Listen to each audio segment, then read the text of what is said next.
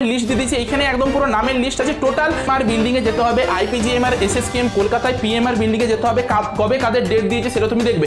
এইখানে কাদেরকে যেতে হবে সেটাও লেখা আছে যে 10 তারিখে কাদেরকে যেতে হচ্ছে, তার আগে 9 তারিখে কাদেরকে যেতে হচ্ছে। এইদিকে সবাই 2024 এএনএম জিএনএম এর পরীক্ষা দিয়েছিলেন তাদের জন্য কিন্তু এই মুহূর্তে একটা বিগ ব্রেকিং আপডেট। যারা যারা পিডব্লিউডি ক্যান্ডিডেট রয়েছে তাদের কিন্তু ভেরিফিকেশনের ডেট দিয়ে দিয়েছে। তো সেই ভেরিফিকেশনের জন্য টোটাল আমাদের এবছর 431 জন স্টুডেন্ট রয়েছে। এইখানে এই নোটিফিকেশনটাতে যেটা বলেছে যে তোমাদেরকে এই 3 তারিখ 4 তারিখ 5 তারিখ থেকে 20 সেপ্টেম্বর পর্যন্ত যে ডেটগুলো দিয়েছিল তার বদলে 3 4 5 6 9 10 11 12 12 সেপ্টেম্বর পর্যন্ত তোমাদের ভেরিফিকেশন হবে।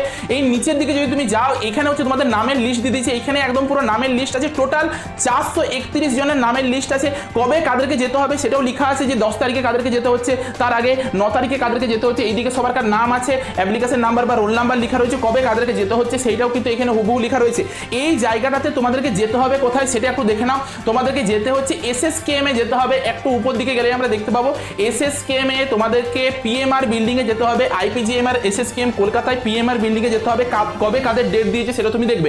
এইখান থেকে একটা স্পষ্ট একটা জিনিস আমরা বুঝতে পারছি যে 12 তারিখ পর্যন্ত কিন্তু আমাদের ভেরিফিকেশন চলছে, 12 সেপ্টেম্বর পর্যন্ত ভেরিফিকেশন চলছে। অর্থাৎ যে রেজাল্টটা আমাদের বেরোবে এএনএম জিএনএম এর 12 তারিখের পরে বেরোবে, প্রায় 12 তারিখের পরও এক সপ্তাহের মতন তুমি ধরে রাখো পরে বেরোবে, বা 12 তারিখ থেকে এক সপ্তাহের মধ্যে কনফার্ম তোমাদের রেজাল্ট বেরোচ্ছে। তাহলে এখনো তোমাদের হাতে প্রায় ধরে রাখতে পারো যে 20 থেকে 25 দিনের মতন সময় রয়েছে, যার মধ্যে তোমরা যদি ডকুমেন্টসগুলো এখনো পর্যন্ত না রেডি করেছো ডকুমেন্টসগুলোকে রেডি করে নাও। মেডিকেল সার্টিফিকেট খুবই ইম্পর্টেন্ট একটা জিনিস, সেই মেডিকেল সার্টিফিকেট কেমনভাবে বানাবে তার একটা ভিডিও আমি অলরেডি বানিয়ে দিয়েছিলাম। মেডিকেল সার্টিফিকেটটা বানিয়ে নাও। আর বাকি যাদের এখানে নাম আছে যারা ফিজিক্যালি হ্যান্ডিক্যাপ তাদেরকে এখানে যেতে হবে, যে যেখানে গিয়ে পরে তোমাকে ভেরিফাই করিয়ে আসতে হবে যে তুমি আদেও কি ফিজিক্যালি হ্যান্ডিক্যাপের মধ্যে পড়ছো কি পড়ছো না। এটা হচ্ছে এসএসকেএম এর যে টিচাররা আছে সেই মানে ডাক্তাররা আছে আর কি, তারা আরও অন্যান্য স্টাফরা থাকবে, তারা বিচার করবে যে তুমি আদৌ পড়ছো কি পড়ছো না। তারপরে তোমার পিডব্লিউডি র্যাঙ্ক আসবে, আদারওয়াইজ তোমার পিডব্লিউডির কোনো র্যাঙ্ক আসবে না।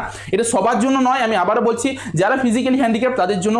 সাথে করে কি কি নিয়ে যাবে একটু দেখে নাও, যে তোমার হচ্ছে পাসপোর্ট সাইজ হচ্ছে ফটোগ্রাফ নিয়ে যেতে হবে, র্যাঙ্ক কার্ড নিয়ে যেতে হবে। দেখো এখানেও আবার র্যাঙ্ক কার্ড দিয়ে দিচ্ছে এবছর, এটা র্যাঙ্ক কার্ড নয়, এটা তোমরা নিয়ে যাবে অ্যাডমিট কার্ড নিয়ে যাবে। র্যাঙ্ক কার্ড কোনোভাবে নিয়ে যাবে না, অ্যাডমিট কার্ড নিয়ে যাবে। অরিজিনাল তোমার ফিজিক্যালি হ্যান্ডিক্যাপ সার্টিফিকেট আর 4 কপি ফটোগ্রাফ নিয়ে যাবে, তোমার নিজের 4 কপি ফটো নিয়ে যাবে, পাসপোর্ট সাইজ ফটো, তার সাথে অ্যাডমিট কার্ড নিয়ে যাবে। রেসিডেন্সিয়াল প্রুফ অর্থাৎ তোমার আধার কার্ড নিয়ে যেতে পারো, ভোটার কার্ড নিয়ে যেতে পারো, যদি থাকে রেশন কার্ডও নিয়ে যেতে পারো, নয়তো তুমি একটা ডোমিসাইল সার্টিফিকেট যদি বানিয়ে নিয়ে যেতে সেই ডোমিসাইল সার্টিফিকেটটাও নিয়ে যেতে পারো। ঠিক আছে, তো এই সব জিনিসগুলোকে নিয়ে গিয়ে পরে এসএসকেএম এ যাও, এসএসকেএম এর এই পিএমআর বিল্ডিং এ যাও। এখানে এই পিএমআর বিল্ডিংটাতে তোমাকে যেতে হবে। পিএমআর বিল্ডিংয়ে তোমার কবে কাদের কি ডেট দিয়েছে সেইটার নামের লিস্টের পাশে হচ্ছে ডেট লেখা আছে, তুমি এখান থেকে চেক করে দেখে নিতে পারবে।